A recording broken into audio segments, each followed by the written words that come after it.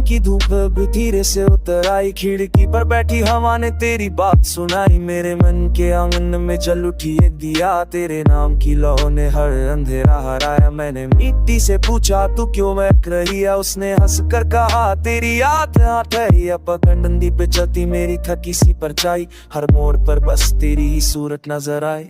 दिल से का है याद का क्यों बसरी का, तेरे के नामे का तब खुशी नहीं नीरज कदों को पहला की छीनती धूप है कुयाती। मेरी आंखों ने मनी नहीं पर तेरे को आता दी, मस फाकती याद बानस दी जाते देखे तूने फेर खो बखोज ले जाते नु शब्दों को तू कतो बात कटा तुझे भुलार न तेन के बस तू नहीं समाते। अब लाइन से तेरी आवाज अगीनी सपनी हो तक लेना हतलनी सो कल्लान माखो पहुनो चाहे के करी तेरे एक पुशाए सजूजे पास लगी। आने जान से सीन ज्यादा बढ़ाया दा सती सानों में स्तादा चुप चाप सेना गचा तो दिला ताहा का बोधी ओट में ते बात फुजी मेरे झुक ही रे चोट में। न देखी कला तुम पर किया ही मुझने न कला बातों दी तरह कुछ न मते केसरे आतो दी शाक सी बारा तेरे रातों की मैं मुझके माने ना सारा। सब आती ते हैं मुझसे सालार कल की है